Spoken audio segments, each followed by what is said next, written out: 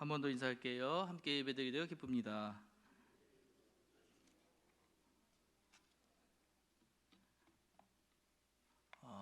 여러분은 두려움이 엄습할 때 있으셨나요? 어떤 두려움이든지 간에 종류는 다양하지만 종류에 따라서 그 경중도 다르겠지만 두려움이라는 것을 한 번씩 맛보신 적은 있으실 것 같습니다. 두려움이 엄습할 때 우리는 어떻게 해야 되는가, 이 이야기를 좀 나누고자 오늘 본문을 가지고 왔습니다. 성경 말씀을 읽다가 보면 참 재미있는 이야기들이 있어요. 그리고 또 어떤 이야기를 보면 이게 맞는가? 진짜 이런 일이 있었나? 하고 의아한 부분도 있습니다. 특히 이제 엘리사 부분을 우리가 읽을 때 조금 재밌는 게 뭐냐면 약간 신화적인 이야기, 그리고 이거는 뭔가 좀 우리가 보기에는 야, 이런 일도 있어 하는 이런 재미난 이야기들이 있어요. 오늘 그 중에 한 이야기입니다. 먼저 엘리사라는 사람을 조금 소개를 해드리면 이미 다 잘 아시겠지만 엘리사 이름의 뜻은 하나님은 구원이시다라는 뜻이에요. 이름의 뜻이 뭐라고요? 하나님은 구원이시다. 제가 두 번 이거를 같이 하자고 하는 이유가 있겠지요? 왜일까요? 이게 중요한 부분입니다. 하나님은 나의 구원이 되십니다.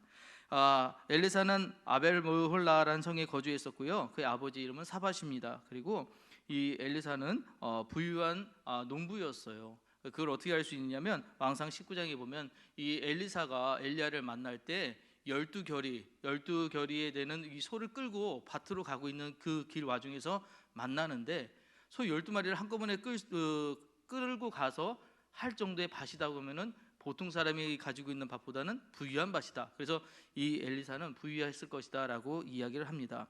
그리고 이 엘리사는 대머리예요. 죄송합니다. 대머리라고 여기 성경이 나와 있어서 그런 거예요. 대머리인데 이걸 굉장히 자격지심이 굉장히 심했던 사람입니다. 머리가 없는 것에 대해서 굉장히 컴플렉스가 심했던 사람이에요. 그래서 이 사람이 어떤 일까지 했냐면, 베델로 내려가는 길에 이제 내려가면 왜 꼬마애들이 그렇잖아요. 꼬마애들이 이제 조금 독특한 사람들 나타나면 쫓아다니면서 저 사람 봐라 하면서 뒤에 떨어져서 놀릴 때 있지 않습니까? 그러니까 대머리다 하고 놀린 거예요. 대머리야 내려가라, 대머리야 내려가라 이러고 놀렸는데, 엘리사가 이게 너무 듣기가 싫은 거예요. 가뜩이나 머리 없는 거에 대한 컴플렉스도 있는데 애들이 이렇게 놀리니까 기도를 했어요. 기도를 해가지고 곰이 나타나서 아이들을 찢어 죽입니다. 아이들을 찢어 죽였어요. 잔혹동화죠. 갑자기 이렇게 호러로 변하나 이렇게 느끼실 텐데 이런 일이 일어났어요. 근데 이 일에 대해서 이것이 무슨 왜 하나님의 사람이 그럴 수 있느냐, 이 이야기를 지금 할 것은 아니고요. 그 이야기들은 나중에 할 거죠. 어쨌든 이 엘리사가 대머리였다는 거. 왜 대머리를 자꾸 강조하냐면 이 사람의 특징이었거든요. 그래서 엘리사를 못 알아볼 수가 없는 상황이에요. 엘리사가 누군지는 다 알 수 있는 상황, 이런 사람이 엘리사 이 선지자였다는 것입니다. 자, 근데 이 사람이 어떤 일을 했느냐? 북이스라엘의 9대 왕 여호람으로부터 시작해가지고 예후, 여호아스를 거쳐서 12대 왕 요아스까지 50여년간 영적 지도자로서 봉사를 했던 사람입니다. 그러니까 이 사람이 이 예언 활동을 하는데 북이스라엘을 주로 활동을 했지만 어떤 한 그 지역에 머물러 선 것이 아니라 왕궁에서 왕에게 조언할 정도로 영향력이 있던 사람이었다는 것입니다. BC 845년에 아람이 이 북이스라엘을 쳐들어옵니다. 그래서 이 쳐들어와 가지고 이제 이스라엘 나라를 멸망시키려고 공격을 막 하는 거예요. 가장 공격할 때 적을 사로잡고 적을 이기기 가장 쉬운 방법이 뭐냐? 그 왕을 사로잡는 거잖아요. 왕을 사로잡으면 전쟁 끝나잖아요. 그것처럼 이 왕을 잡으려고 굉장히 노력을 했습니다. 그래서 뭘 했냐면 우리 오늘 읽었던 부분은 아니지만 열왕기하 6장 8절의 말씀을 보면, 자, 그때 아람 왕이 이스라엘과 더불어 싸움에 그의 신복들이 의논하여 이르매 우리가 아무데 진을 치리라 하였더니, 이렇게 되어 있습니다. 자, 여기 이 말 잘 들어보세요. 그때 아람 왕이 이스라엘과 더불어 싸움에 전쟁이 일어난 겁니다. 그의 신복들과 의논하여. 자, 이게 누구냐? 아람 왕이 그 신복들하고 지금 뭘 하냐면, 야, 우리 매복을 심어 놓자. 매복을 심어놔서 이스라엘 왕이 지나가는데 거기에 숨어 있다가 이스라엘 왕을 사로잡자 하는데, 거기가 어딘지를 지금 성경에 나와 있어요? 안 나와 있어요. 아무데라고 되어 있습니다. 자, 그런데 9절에 보시면 하나님의 사람이 이스라엘 왕에게 보내 이르되 왕은 산과 아무 곳으로도 지나가지 마소서 아람 사람이 그곳으로 나오는지라 하는지라. 지금 뭘 하고 있느냐? 아무데에서 아무도 모르는 그 땅을 이 누구요? 엘리사가 알아요. 엘리사가 알아서 왕에게 계속 거기 가지 마세요, 어디 가지 마세요 일러 주었다는 것입니다. 자, 그래서 10절, 이스라엘 왕이 하나님의 사람이 자기에게 말하여 경계한 곳으로 사람을 보내 방비하기가 한두 번이 아닌지라. 이런 식으로 해서 매복을 다 지금 깨고 있는 거예요. 그래서 매복신지에 가서 이 아람 사람들은 이 왕을 사로잡아야 되는데 번번이 지금 이 작전이 망치고 있는 거죠. 계속 실패하고 있는 거예요. 자, 그때 11절 말씀인데 이렇습니다. 이러므로 아람 왕이 마음이 불안하여 그 신복들을 불러 이르되 우리 중에 누가 이스라엘 왕과 내통하는 것을 내게 말하지 아니하느냐 하니, 이렇게 해요. 자, 이게 뭐냐면 이 지금 이스라엘 이제 침략했던 이 아람 왕이 화가 났어요. 왜 화가 났느냐? 작전이 계속 실패하거든요. 그런데 이걸 뭐라고 생각하냐? 이렇게 할 수가 없다. 어떻게 이렇게 잘할 수가 있냐? 이건 분명히 우리 중에 누군가 내통하고 있는 거야. 이 내통하고 있는 이걸 잡아야 돼. 이 스파이를 잡아야 돼. 지금 이 이야기를 하는데 이 아람 왕이 굉장히 무서웠던 것 같습니다. 그 신복들이 이 왕의 마음에 굉장히 벗어날까봐 굉장히 두려워하면서 이런 말을 해요. 12절 말씀인데 없어서 제가 읽어드릴게요. 12절, 그 신복 중에 한 사람이 이르되 우리 주 왕이여 아니로소이다. 오직 이스라엘 선지자 엘리사가 왕의 침실에서 하신 말씀을 이스라엘 왕에게 관하이다 하는지라. 자, 이 말씀 한번 잘 보세요. 자, 이 말씀 한번 잘 보세요. 제가 했나요? 안 적었네요. 제가 12절인데 11절을 잘못 썼네요. 저기 보시면 그 신복 중에 한 사람이 이르되 우리 주 왕이여 아니로소이다. 오직 이스라엘 선지자 엘리사가 왕의 침실에서 하신 말씀을 이스라엘 왕에게 고하나이다. 여러분, 이게 가능한 얘기입니까? 왕이 침실에서 한 얘기입니다. 침실은 누가 들어갈 수 있어요? 아무도 못 들어가요. 왕이나 왕에 가장 가까운 사람밖에 못 들어갑니다. 근데 거기서 한 얘기도 안다는 거예요. 누가 알아요? 엘리사가 안다는 겁니다. 이 얘기는 그건 뭐냐?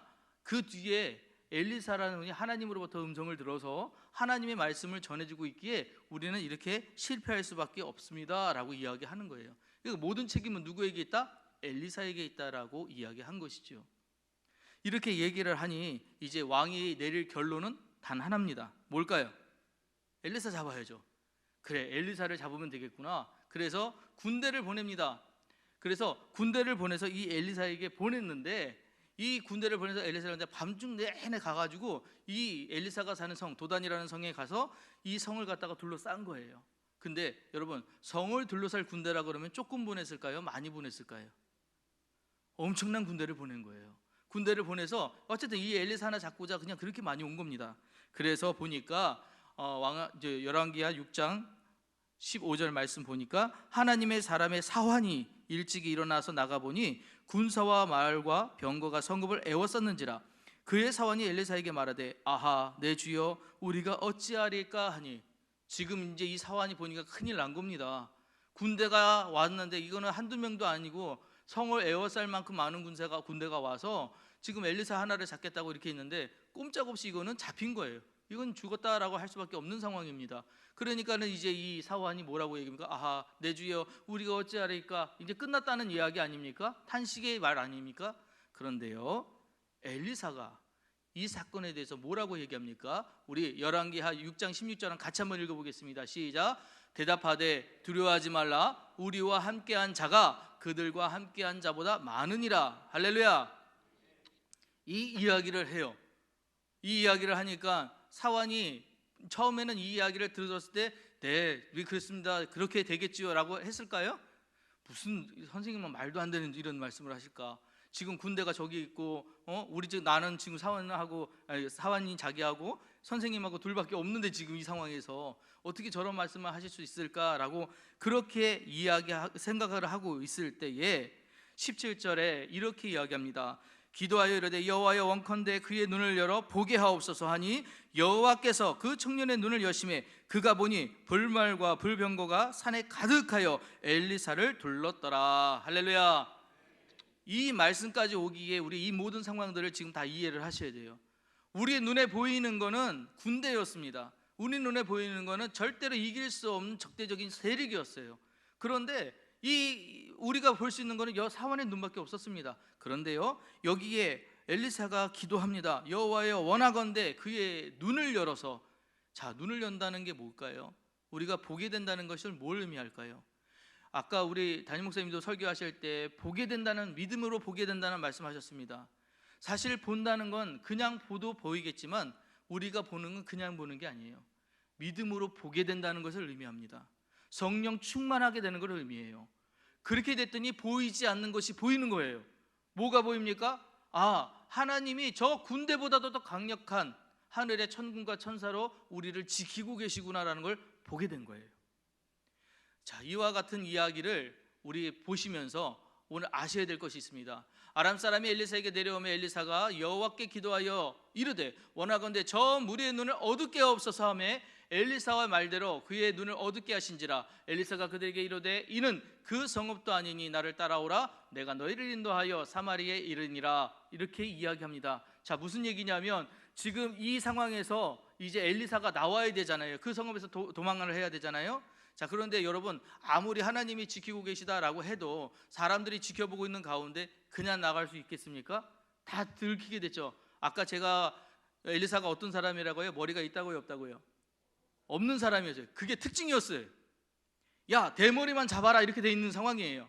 어떻게든지 간에 보일 수밖에 없는 상황이었습니다. 그런데 누가 봐도 이 엘리사가 엘리사 선지자인 것을 아는 그 상황에서 여러분, 이 이야기 잘 보세요.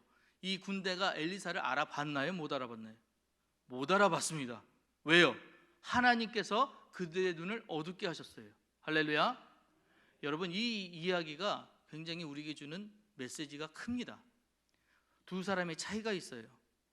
엘리사는 하늘의 군대와 군사를 봤습니다. 그러기에 두려움이 엄습했을 때 떨지 않아요. 걱정하지 않아요. 근심하지 않을 수 있었습니다. 사완이요, 이 청년은 엘리사가 그렇게 담대한 모습을 보고 이해할 수가 없었습니다. 왜요? 자기 눈에 보이는 건 군대요, 자기 눈에 보이는 건 적대적인 세력이요, 자기 눈에 보이는 건 죽음이었거든요. 이 둘의 눈의 차이, 뭐의 차이입니까? 여러분, 이 차이가 어떤 차이입니까? 믿음의 차이였어요. 믿음으로 엘리사는 그 상황을 이겼고요, 믿음으로 그 상황에서 어떤 기적도 일어났다는 것이죠. 어떤 기적인가요? 적들이 보지 못하게 하는 하나님의 은혜도 입었다는 것입니다. 그 차이가 뭐라고요? 믿음의 차이라고요.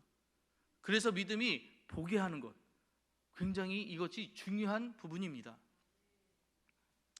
볼 수 없다고 하는 것은 굉장히 힘든 일입니다. 사실 우리 모두 다 앞밖에 못 봐요. 지금밖에 못 봐요. 모두 다 육체적인 한계가 가지고 있습니다. 아무리 눈이 좋아도 2.0 이상은 아니실 거예요. 더 계신가요? 3.0 계세요? 한 번도 그런 본 적이 없어요. 저는 죄송합니다. 벌써 노안이 와가지고 잘 안 보여요. 그래가지고 지금도 안경 꼈는데도 잘 안 보여요. 근데 이 안 보이는 게 정말 답답할 때가 있습니다. 뭐냐면 저기서 누가 걸어오시는데 와, 저기서 꿀쩍 인사를 하는 것 같아요. 그래서 저도 인사하니까 저도 인사를 해야 될 거 아니에요? 인사를 합니다. 딱 가서 보면은 딴 데 쳐다보고 계신 분이었어요. 이거 황당할 때가 많아요. 그럴 때 볼 수 없다는 게 갑갑한 게 많은데, 여러분, 이렇게 눈이 어두워져서 약간 시력이 떨어져서 이 정도인데 아주 보지 못한다는 거, 정말 시각에 장애가 있어서 생활하시는 분들 어떨까 한번 생각해 보십시오. 정말 힘드실 거예요. 볼 수 없다는 것은 너무너무 어려운 일이고 힘든 일입니다.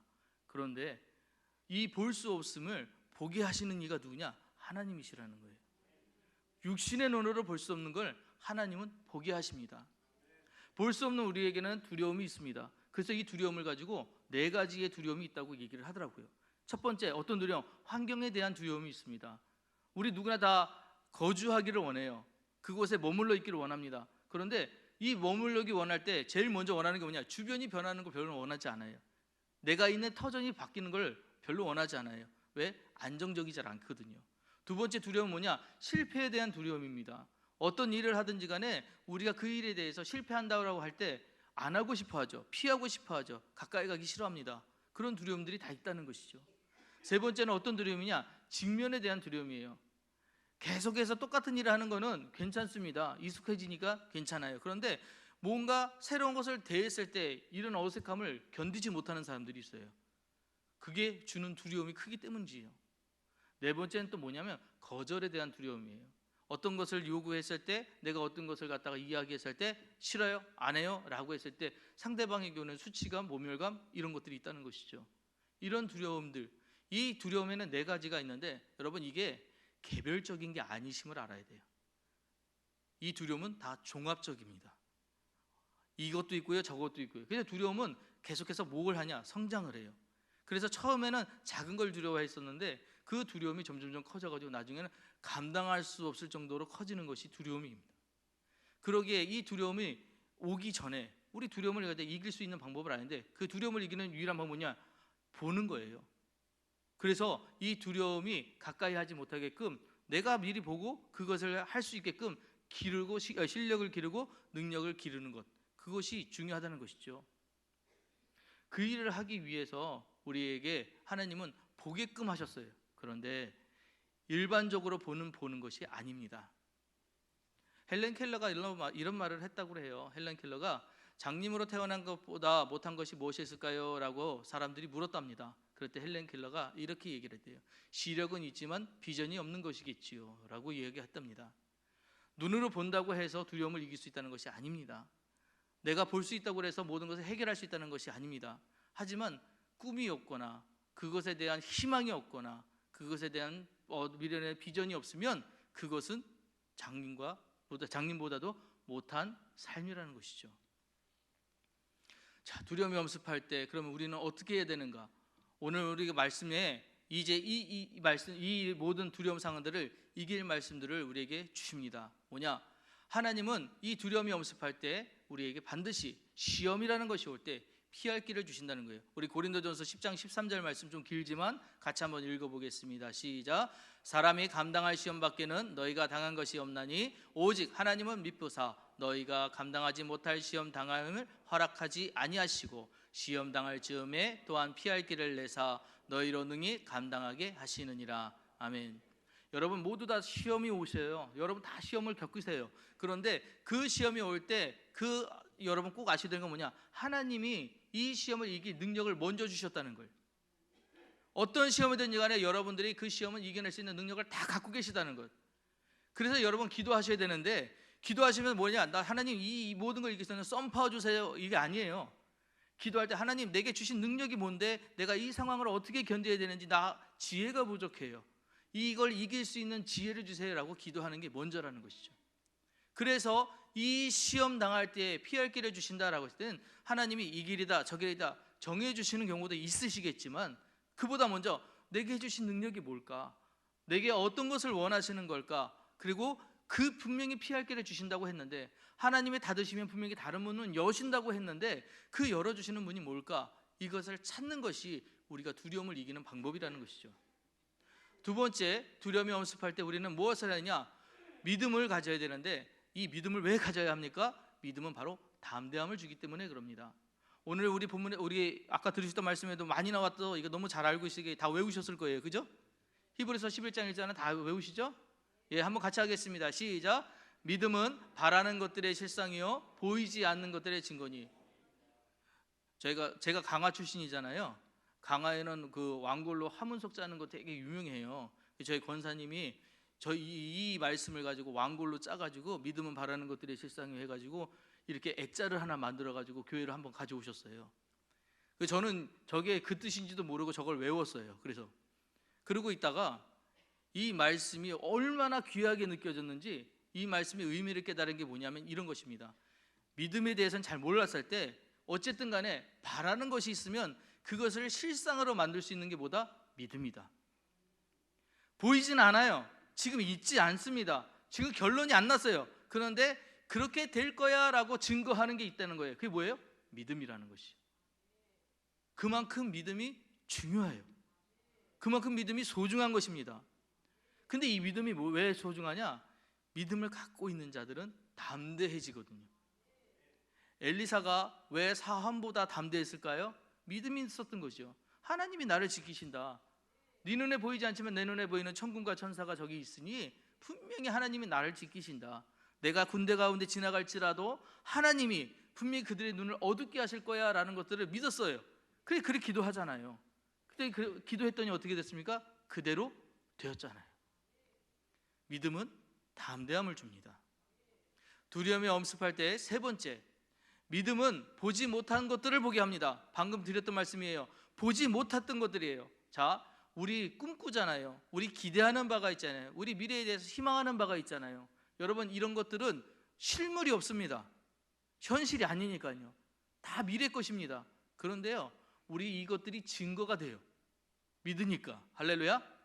내가 믿었더니 그것이 현실이 되어 있는 거예요. 내가 믿었더니 그것이 이전에 미래의 이야기였는데 지금은 내 앞에 있는 실제 증거가 되어 있는 거예요. 이런 은혜의 경험들이 여러분 삶 속에 나타나시길 주 이름으로 축복합니다. 꼭 이런 경험들을 한번 해보셨으면 좋겠어요. 그래서 내가 믿었더니 정말 그대로 되었더라. 이게 간증이잖아요. 내가 믿었더니 이렇게 실천되더라. 이게 간증이잖아요. 우리 교회는 간증이 좀 많이 넘쳐났으면 좋겠어요. 그래서 간증할 사람 찾지 말고 간증할 사람 골라냈으면 좋겠어요. 누구 간증하시겠습니까? 저야! 아이고, 아무도 없으시네. 자, 그랬더니 자, 여러분, 근데 이 믿음 갖는 것이 우리한테 좋은 줄 알았거든요. 우리한테 좋아하는데 그게 아니에요. 하나님이 좋아하시는 일이라는 거예요. 자, 히브리서 11장 6절 같이 읽겠습니다. 시작. 믿음이 없이는 하나님을 기쁘시게 하지 못하나니 하나님께 나아가는 자는 반드시 그가 계신 것과 또한 그가 자기를 찾는 자들에게 상 주시는 이심을 믿어야 할지니라. 자, 근데 이게 놀라운 이야기예요. 이거 정말 귀한 이야기예요. 뭐냐면 하나님이 나 앞에 나가는 건 내가 내 믿음 가지고 나가잖아요. 나 믿음 가지고 나 주님 믿으러 왔습니다 이렇게 생각하잖아요. 근데 하나님 앞에 나가는데 하나님은 계속 뭐라고 그러냐, 너 오기만 하면 상 줄 거야. 너 이거 하기만 하면 내가 너 상 줄 거야. 그리고 기다리고 계시다는 거예요. 자, 그리고 그렇게 하기 위해서 먼저 해야 될 게 뭐예요? 하나님이 계신 걸 먼저 믿어야죠. 그분이 반드시 그렇게 해주실 분임을 믿어야죠. 그분이 상 주시는 님을 믿는 거예요. 하나님 앞에 나가면 나 살아. 하나님께만 나가면 나 상 받아. 하나님께 가면 나는 모든 문제가 해결돼. 이걸 믿는 거예요. 그래 나가는 거예요. 근데 하나님 뭐냐? 그걸 기뻐하신다는 거예요. 그렇게 하는 내 모습을 기뻐하신다는 거예요. 내가 무엇을 대단한 것을 해서가 아니고요, 내가 무슨 좋은 결과를 내서가 아니라고요, 하나님을 의지하는 그 모습이에요. 저희 자녀 얘기를 자꾸 해서 죄송한데 큰 놈과 작은 놈이 있는데 성향이 너무 달라요. 제가 이제 일을 마치고 집에 들어가면 문을 딱 열고 들어가잖아요. 아빠 왔다라고 그러면 한 놈만 뛰어나옵니다.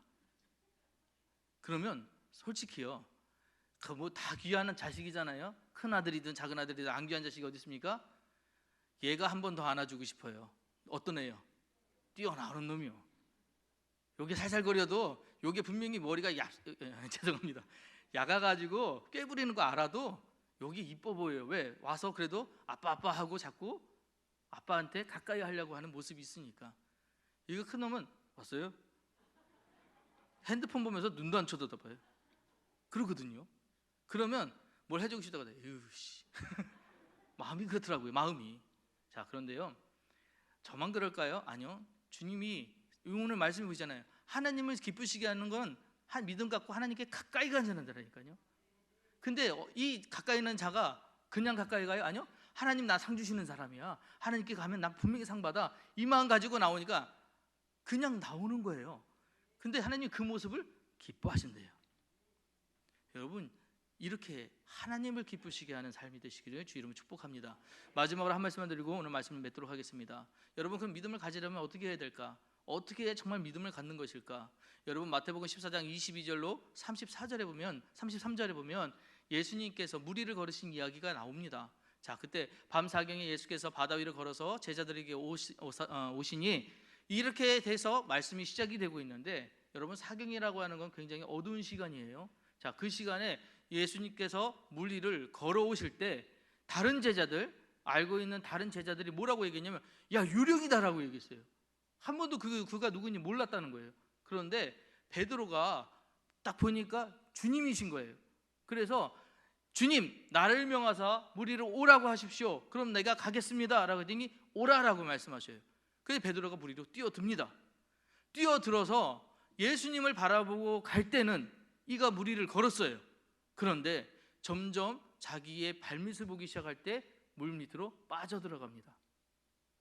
그랬때 예수님께서 빠져가는 베드로에게 하신 말씀이에요. 예수께서 즉시 손을 내밀어 그를 붙잡으시며 이르시되 믿음이 적은 자야 왜 의심하였느냐. 할렐루야. 여러분, 우리 믿는 사람들에게 가장 필요한 게 뭐냐? 믿음을 가져야 하는 사람들에게 가장 필요한 게 뭐냐? 주님 바라보는 거예요. 주님 바라보는 건데, 주님 바라보면서 절대로 하지 말아야 될 거, 주님 바라보면서 세상 바라보는 거예요. 주님 바라보면서 내 일을 먼저 생각하는 거예요. 주님을 바라본다는 것은 주님과 내 마음을 맞춘다는 것이에요. 주님을 바라본다는 것은 주님과 같이 동행한다는 것을 의미하는 거예요. 주님을 바라본다는 것은 주님과 함께 가겠다는 것을 의미하는 거예요. 그럴 때는 무리를 걸었다니까요. 기적을 행했다니까요. 이적을 행했어요. 그런데 자기 일을 생각하고 자기의 위험을 바라볼 때 물로 빠져들기 시작한 거예요. 저는 이것에 우리가 믿음을 가져야 하는, 또한 우리에게 두려움이 엄습할 때 해야 되는 그 일의 결과, 해야 되는 일들이 있다고 생각합니다. 뭐예요? 주님 바라보는 거예요. 그래서 우리는 언제나 주님 바라보는 삶이 되어야 합니다. 주님과 동행하시는 삶이 되어야 합니다. 꼭 그렇게 사시는 여러분 되시길 바라요. 우리 마지막으로 찬양을 할 텐데, 이 찬양의 가사가 바로 주님 바라보자라는 찬양입니다. 다 아실 겁니다. 괴로울 때 주님의 얼굴 보라. 우리 함께 이 찬양을 하시면서 오늘 말씀 잘 기억하시고 함께 기도하도록 하겠습니다.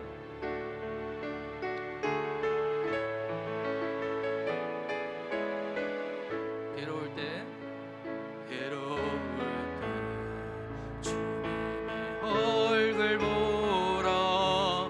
평화의 주님 바라보아라. 세상에서 시련인 친구들아, 위로의 주님 바라보아라. 눈을 들어 주를 보라.